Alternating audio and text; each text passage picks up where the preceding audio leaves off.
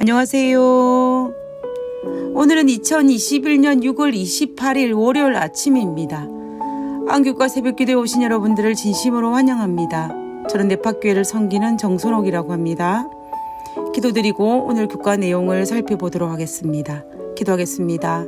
하늘에 계신 저희들의 아버지, 오늘 이 아침에도 우리에게 찾아오시어 우리를 향하여 하나님께서 우리를 향한 하나님의 사랑과 하나님의 소망과 또 하나님의 그 놀라우신 은혜를 우리에게 부어주심을 인하여 감사를 드립니다.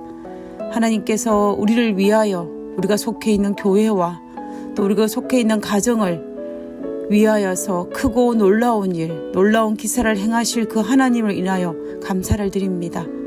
우리가 그리스도인으로 살아가면서 하나님의 그 놀라운 역사를 기대하는 마음으로 살아가겠사오니 아버지여, 그 특권을 잃어버린 바 되지 아니하고 누릴 수 있는 백성 되게 하여 주시옵소서.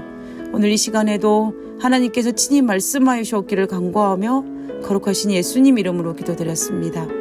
아멘. 감사합니다. 우리는 상기에서 그리스도 안에 심이라는 전체적인 주제 하에서 이번 주에는 제1과 쉴 틈 없이 바쁜 세상에서 살아가기에 대해 살펴보고 있습니다. 1월 소재를 통하여서 지치고 피곤한 인생에서 하나님께서는 우리를 위해 일주일 제도를 통하여 육체적으로 영적인 회복을 위해서 일주일 제도를 주셨고 또 우리에게 그것을 지키라고 명하셨음을 우리는 알 수가 있었습니다. 그리고 오늘 다룰 일요일 소재에서는 텅 빈 채로 달리는 삶에 대해서 살펴보도록 하겠습니다.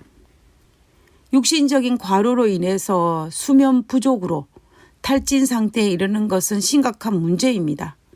그뿐만 아니라 영적으로 탈진 상태에 빠지는 것은 더욱 심각한 문제입니다.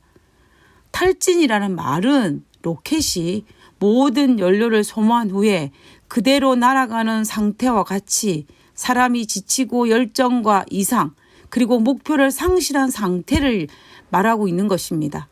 그러므로 말미암아 매사에 의욕이 잃고 그냥 쉬고 싶어지는 현상을 이름하여 우리는 탈진이라고 합니다. 육신적으로 탈진이 생기면 당연히 매사에 의욕을 잃고 그냥 쉬고 싶은 마음이 간절할 것입니다. 오늘날 같이 쉴 틈 없이 돌아가는 세상 속에서 이런 육신적인 탈진을 경험하는 현대인이 많이 있습니다. 이것이 장기화되면은 우리 신체에도 문제가 발생하게 됩니다. 우리의 신체뿐만이 아니라 우리 정신적인 면에서도 당연히 영향을 미치게 될 것입니다. 그리고 영적인 탈진으로 무기력하고 하나님에 대한 믿음과 신뢰에 의심을 품게 된다면 우리의 신앙에도 문제가 생길 수 있습니다. 그런데 많은 경우에는 육신적인 이런 탈진이 영적인 탈진으로 이어지는 경우가 있다라는 것입니다. 심각한 문제는 영적인 탈진과 육적인 탈진이 동시에 일어나게 되면 우리는 더 깊은 수렁텅이에 빠질 위험이 있습니다. 오늘 교과책에서는 예레미야의 대필자인 바룩을 예로 들고 있지만 우리는 사실 이 부분에 대해서 우리가 익히 알고 있는 성경 본문이 있습니다.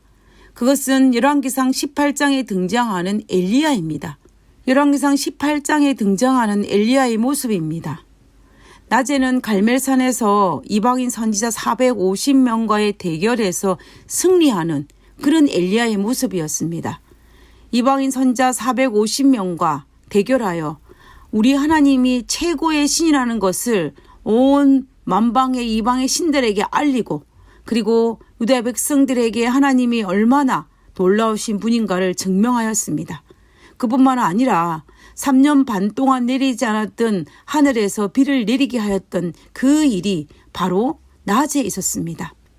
그런데 아합의 부인 이세벨이 사람을 보내어 엘리야에게 내일 이맘때에 너를 죽일 것이라는 그 메시지를 전달합니다.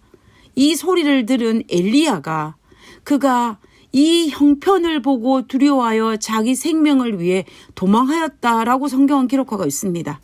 그리고 그 이후에 등장하는 이 엘리야의 모습은 하나님께 죽기를 구하는 장면이 등장합니다. 불과 몇 시간 전에는 450명의 이방인 선지자 앞에서 그렇게 당당했던 엘리야가 몇 시간 후에는 한 여인의 속삭임 앞에 이렇게 어처구니 없이 무너지는 영적으로 탈진하는 엘리야의 모습을 보게 됩니다. 왜 그랬을까요? 엘리야는 하루 종일 이방인 선지자의 대결로 인하여 초긴장 상태였고 하루 종일 아무것도 먹지 못했으며 갈멜산에서 아합의 궁전까지 달려왔을 뿐만 아니라 육신적으로 굉장히 에너지가 고갈된 상태였습니다. 그때에 이세벨의 경고 앞에 그렇게 당당했던 엘리야가 영적으로 무너지는 장면을 우리는 열왕기상에서 보게 되는 것입니다. 육신적인 탈진이 영적인 탈진으로 이어지는 모습이 바로 여기에 등장하는 것입니다. 오늘 교과책에 소개하고 있는 예레미야 45장에 등장하는 예레미야의 대필자였던 바룩도 지금 엘리야의 상황과 거의 흡사합니다. 예레미야 45장의 배경을 살펴보면은 이때는 대략적으로 BC 605년에서 604년 사이, 즉 유다의 여호야김 넷째 해에 일어난 일인 것을 우리는 성경을 통해서 확인할 수 있습니다. 그러면 이 시기는 바벨론의 1차 침공으로 말미암아 유다와 여호야김과 그리고 우리가 잘 알고 있는 다니엘과 세 친구들이 바벨론의 포로로 잡혀갔던 그 시기입니다. 그렇다면 국가적으로 볼 때에 유다는 바벨론의 침공으로 말미암아 굉장히 어려운 상황이었음을 우리는 짐작할 수가 있습니다. 그뿐만 아니라 예레미야의 대필자로서 활동하던 바룩도 예레미야가 동족의 비난을 받았기 때문에 그때에 예레미야의 대필자로 활동했던 바룩 또한 동족의 비난을 받았을 것이고 그리고 예레미야의 대필로 인하여 바쁘고 힘든 삶을 살았을 것입니다. 아마 하루하루 숨막히게 돌아가는 상황 속에서 육신적으로, 정신적으로, 영적으로 쉼을 누리지 못했던 상태가 바로 예레미야 45장에 등장하는 바룩의 상태일 것입니다. 결국 오늘 교과에서 다루고 있는 용어로 설명한다면 바룩은 낙담하고 감정적으로 지쳐서 탈진 상태에 이런 것을 우리는 알 수가 있습니다. 탈진 상태에 빠져있는 바룩에게 하나님께서는 말씀하시기를 예레미야 45장 2절과 3절에 있는 말씀을 보도록 하겠습니다. 그리고 쉬운 성경으로 한번 보도록 하겠습니다. 이스라엘 하나님 여호와께서 너 바룩에게 이렇게 말씀하셨다. 언젠가 그가 여기서 그는 누구냐 하면은 바룩입니다. 바룩이 말하기를 어떻게 말했냐면은 슬프다. 여호와께서 내 고통에 슬픔을 더하셨다. 나는 괴로움에 지쳤다. 나에게는 평안이 없다라고 말한 것을 들으시고 하나님께서 바룩이 이러한 고통 가운데서 울부짖는 것을 들으셨다라고 이야기하고 있는 것입니다. 제가 언젠가 이 예레미야 영화를 본 적이 있었습니다. 그 예레미야 영화에서 바룩의 모습을 어떻게 묘사하고 있냐면 바로 이 성경 본문인 예레미야 45장 3절에 있는 이 모습을 아주 적나라하게 잘 표현하고 있는 장면들이 많이 있었습니다. 비록 예레미야와 함께 하나님의 뜻을 따라 대필자로서 봉사를 하고 있기는 하였지만 바룩은 자신이 예레미야의 대필자로서의 사명을 제대로 인식하지 못한 상태에서 자기 주변에 돌아가고 있는 국가적인 위기와 동족의 비난 앞에서 그가 완히 벙벙한 상태에서 그 고난을 닥치자 큰 좌절과 절망 가운데 탄식하며 평안을 얻지 못하고 슬퍼하는 그러한 바룩의 모습을 아주 잘 표현하고 있었습니다. 지금 3절에서 이 바룩의 말은 육적으로 영적으로 탈진한 상태의 전형적인 모습을 설명하고 있는 것입니다. 슬프다. 여호와께서 내 고통에 슬픔을 더하셨다. 나는 괴로움에 지쳤다. 나에게는 평안이 없다. 영적으로 탈진한 전형적인 모습을 바룩이 보여주고 있는 것입니다. 바룩이 영적으로 탈진함으로 말미암아 깊은 절망과 두려움과 의욕을 잃어서 사명감을 상실해 갈 때에 하나님께서는 바룩에게 직접 말씀하신 것이 바로 예레미야 45장 4절에서 5절에 있는 말씀입니다. 여호와께서 나에게 이 말을 그대에게 전하게 하셨다. 이 말은 하나님께서 이 말씀을 예레미야를 통하여서 바룩에게 말씀하셨다라고 지금 예레미야가 설명하고 있는 것입니다. 그러면서 예레미야에게 하신 말씀이 이러합니다. 보아라, 내가 세운 것을 허물겠고 내가 심은 것을 뽑겠다.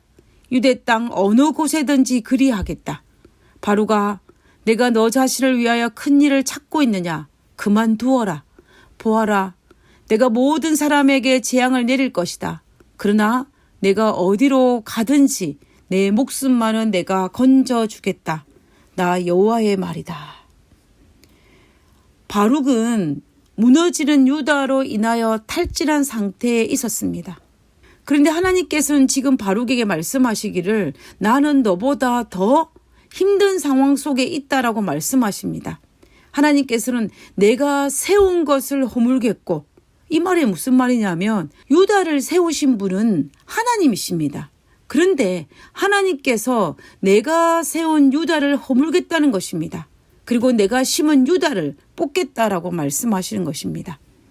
바룩의 고통에 대한 하나님의 반응은 그의 상황 속에서 하나님께서 느끼셨던 절망과 좌절이 바울이 경험한 것보다 훨씬 더 컸음을 이야기하고 있는 것입니다. 하나님께서는 자신이 지어 올린 예루살렘 성을 곧 무너뜨릴 것이고 하나님께서 심은 이스라엘의 포도나무를 뽑으실 것이라고 이야기하는 것입니다. 이것은 하나님께서 당신의 백성들에게 하기를 원하셨던 것은 아니었지만 그들이 하나님께 반역함으로 말미암아 어쩔 수 없이 재앙을 내릴 수밖에 없다라고 말씀하시는 것입니다.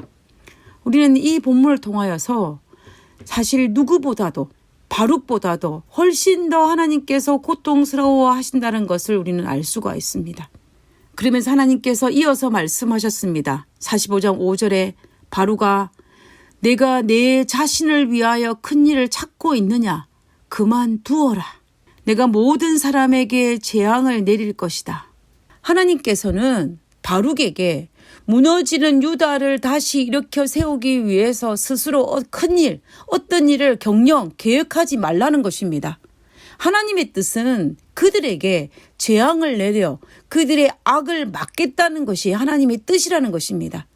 비록 누구보다도 하나님께서는 유다를 사랑하지만 유다의 악을 멈추게 하기 위해서 그들의 재앙을 내리겠다라는 것이 하나님의 뜻이라는 것입니다. 우리는 이 본문에서 하나님께서 바룩에게 말씀하신 내가 내 자신을 위하여 큰 일을 찾지 말라는 그 말씀에 주목할 필요가 있습니다. 이 말씀의 의미는 스스로 자기를 위하여 큰 일을 경영하지 말고 하나님을 전적으로 믿고 그분께 모든 것을 맡기라는 것입니다. 저는 이 말씀을 보면서 두 개의 성경 구절이 생각이 났습니다. 그것은 예레미야 33장 3절과 여호수아 3장 5절입니다. 먼저 예레미야 33장 3절에 남방 유다가 멸망할 그때에 활동한 선지자가 유다의 패망 앞에서 하나님께서 이 나라를 위해 기이한 일을 행하실 것을 보이겠다고 약속하신 말씀입니다. 예레미야 33장 3절에 너는 내게 부르짖으라 내가 내게 응답하겠고 내가 알지 못하는 크고 비밀한 일을 내게 보이리라. 하나님께서 놀라운 일을 행하실 것이기 때문에 너는 하나님의 약속을 믿고 신뢰하면서 하나님께 부르짖으라는 것입니다. 그리고 두 번째 성경 구절은 여호수아 3장 5절의 말씀인데 이 말씀은 출애굽의 그 끝부분에서 요단강을 건너기 바로 직전에 여호수아가 백성에게 한 말입니다. 여호수아 3장 5절에 여호수아가 또 백성에게 이르되 너희는 스스로 정결케 하라.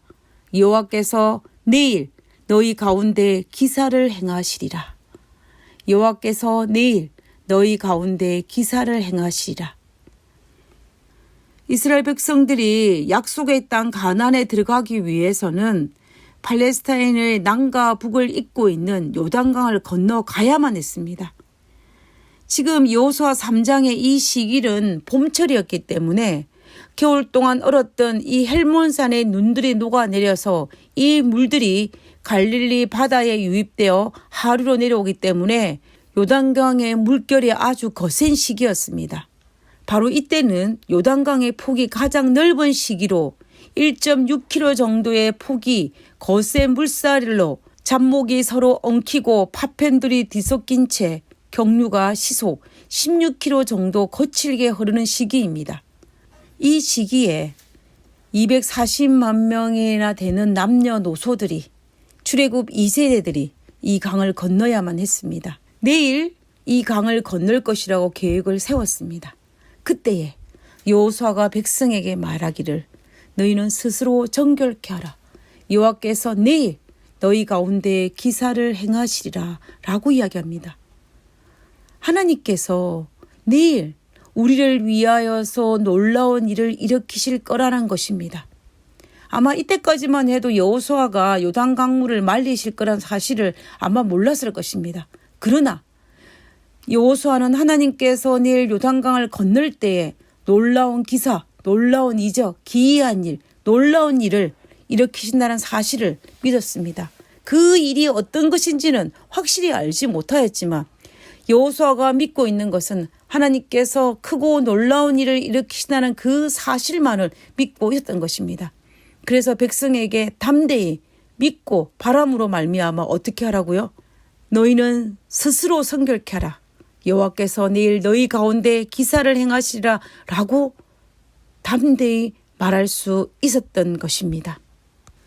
우리는 여호수아처럼 하나님께서 놀라운 일을 행하실 것이라는 것을 믿고 신뢰하면서 오늘 나 자신을 성결케 하고 오늘 나 자신을 살피고 오늘 나에게 허락하신 삶을 그리스도인으로서 성실히 살아가는 것이 필요합니다. 하나님을 믿고 그분께 맡기면서 말입니다. 그리스도인이 누릴 수 있는 특권이 무엇이겠습니까? 물론 하나님께서 우리를 하늘나라에 데려가시는 구원도 특권이지만 우리가 이 땅에서 지금 누릴 수 있는 특권은 우리를 위해 지금도 큰 일을 이루실 하나님을 믿고 신뢰함으로 말미암아 용기를 잃지 않고 행복하게 살아갈 수 있는, 다시 말하면 영적으로 탈진하지 않고 영적으로 활력 있는 삶을 살 수 있는 것이 바로 그리스도인의 특권입니다. 우리가 이 특권을 가졌음에도 불구하고 이 특권을 누리지 못하는 사람은 마치 내 손에 돈을 쥐고 있으면서도 불구하고 지금 굶고 있는 불쌍한 사람과 다를 바가 없는 것입니다. 하나님께서는 우리 손에 그 특권을 쥐어 주셨습니다. 우리는 그것을 누려야 할 것입니다. 예레미야 45장에 보면 영적으로 탈진하여 지친 바룩을 하나님께서는 불쌍히 여기셨습니다. 5절 후반부에 보면 내가 가는 모든 곳에서는 내가 너에게 내 생명을 노량물 주듯 하리라.